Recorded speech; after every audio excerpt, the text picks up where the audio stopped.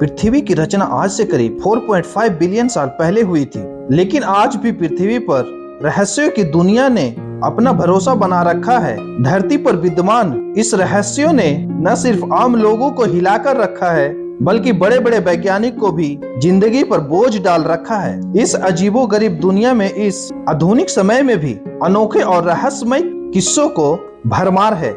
ऐसा हो सकता है कि आप इन रहस्यमय से कोई रहस्यों के बारे में जानते होंगे, लेकिन ऐसे भी रहस्य की कोई कमी नहीं है। इस कड़ी में हम आपको ऐसे रहस्य के बारे में बताएंगे जिनके बारे में जानकर आप हैरान रह जाएंगे। इसके साथ ही इस रहस्य पर यकीन करना भी नामुमकिन लगता है।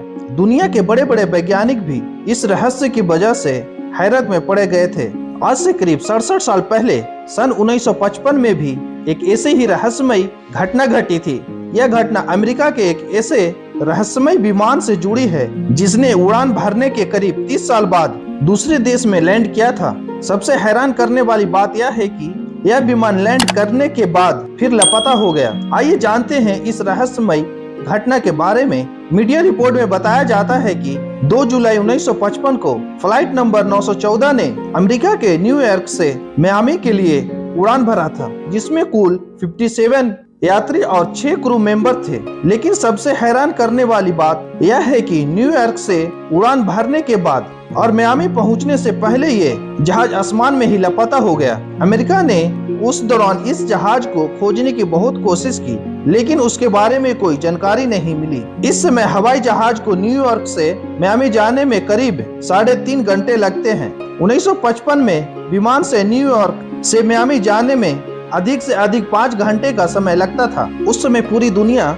में हैरत में पड़ गई जब साल 1955 में लापता विमान फ्लाइट नंबर 914 30 साल बाद 9 मार्च 1985 को रहस्यमय तरीके से वेनेजुएला के कारकस एयरपोर्ट पर लैंड किया। इस विमान के बारे में एक ट्रैफिक कंट्रोल को भी कोई जानकारी नहीं थी। बातचीत की रिकॉर्डिंग को बताया जाता है सबूत। पायलट कहता है, हम कहाँ हैं? एयर ट्रैफिक कंट्रोल से आवाज आती है, ये वेनेजुएला है, आप कहाँ से आए हैं? पायलट जवाब देता है, हम न्यूयॉर्क से आए हैं और ये फ्लाइट नंबर 914 है। मियामी फ्लोरिडा के लिए कंट्रोल पैनल से आवाज आती है, तुम इतनी बड़ी गलती कैसे कर सकते हो? तुम 2000 किलोमीटर गलत कैसे आ गए? इसके बाद कंट्रोल पैनल पर बैठा शख्स डायरी चेक करता है तो पता चलता है कि जिस प्लेन का जिक्र किया जा रहा है उसने 1955 में आखिरी उड़ान भरी थी। कंट्रोल पैनल कंफ्यूज में प्लेन को उतारने की इजाजत दे देता है। बताया जाता है कि जब अफसर उसकी जांच के लिए पहुंचे तो तब तक प्लेन गायब हो चुका था। लैंडिंग के कुछ ही देर बाद इस विमान ने फिर उड़ान भरी